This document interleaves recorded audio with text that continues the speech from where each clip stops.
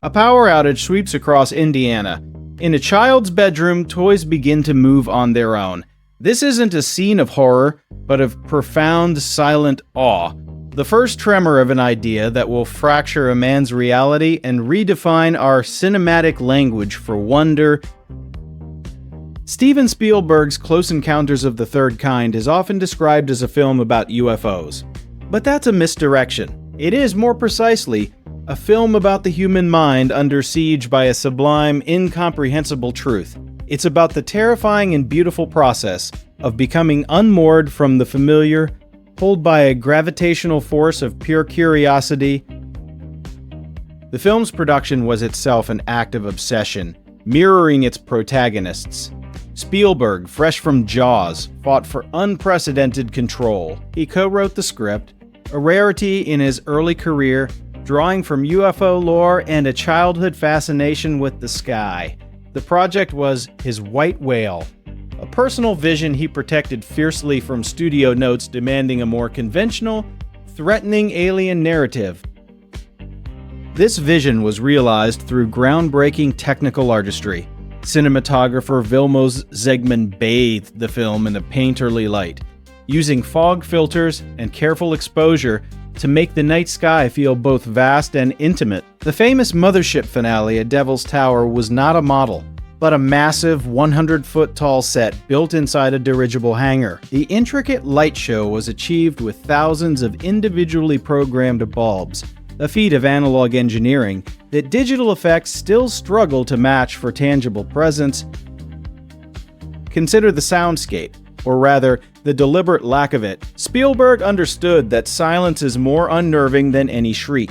The UFOs don't roar. They whisper, hum, and sing. Their communication is musical, a language of light and tone conceived in collaboration with composer John Williams. The famous five-note motif wasn't just a melody. It was constructed as a logical, learnable phrase, a genuine attempt to imagine a non-linguistic hello. This brings us to the film's core, communication. While most alien stories are about conflict, War of the Worlds, Close Encounters is about translation. The entire narrative is a dual process, the aliens gently teaching humanity their language, while the protagonists, Roy Neary and Gillian Guiler, must learn to interpret the psychic imprint left in their minds. Roy's obsession is the film's central tragedy and triumph.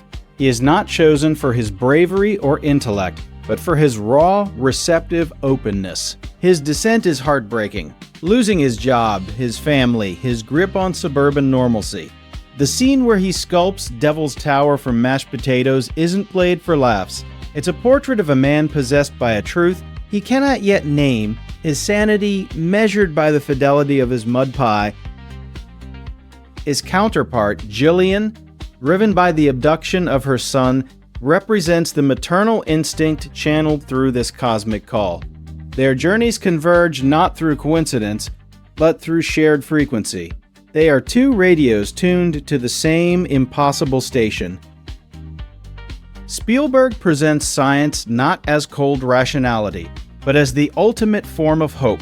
The scientists, led by Lacombe, are not bureaucrats or villains, but fellow seekers. Their massive global project is an act of faith that the phenomenon is real, and that it can be understood through mathematics, music, and color. The finale is a scientific ritual, a concert for an audience of one. The film's most radical idea is its depiction of the aliens themselves. After 2 hours of build-up, their reveal is anticlimactic in the best way. They are not monsters, gods, or imperialists. They are childlike, curious, almost shy. The exchange is peaceful, wondrous, and deeply emotional. The chosen communicator isn't a soldier or president, but a regular flawed man who answered the call. This intimacy is Spielberg's masterstroke. The scale is epic.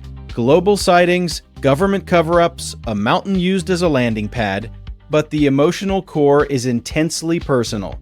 It's about a father figure finding a new purpose, a mother reuniting with her child, and every man experiencing transcendence.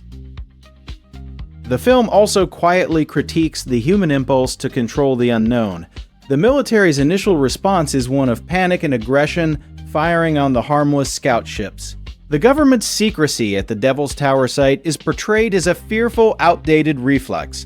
The true resolution comes not through force, but through surrender to wonder, to music, to the possibility of benign mystery. Close Encounters exists in a unique space in the sci-fi canon. It emerged post-2001, embracing that film's cosmic awe, but grounding it in emotional blue-collar reality. It preceded the dark paranoia of Alien and the adventure spectacle of Star Wars.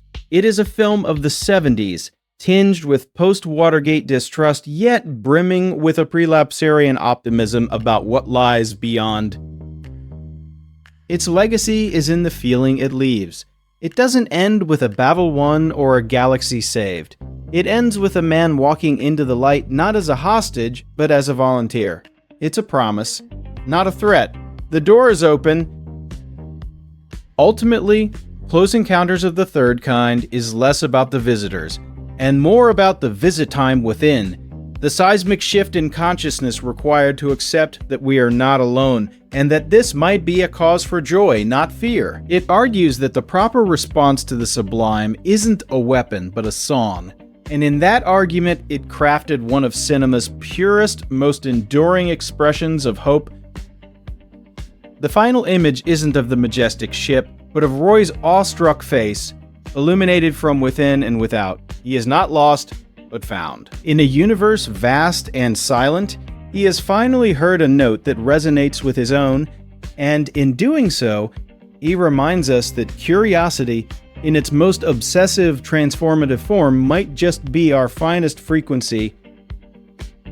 Thank you for watching until the end. We pour our passion into every single video essay, exploring the stories behind the movies we all love. If you stumbled upon this video by chance, there is a very high probability you might never see our channel again in your feed. So please take a moment to hit that subscribe button, leave a like, and ring the bell. We are actively growing this community of cinema lovers, and your support is what helps us make our content better and more insightful every single day. Let's explore the magic of filmmaking together. See you in the next one.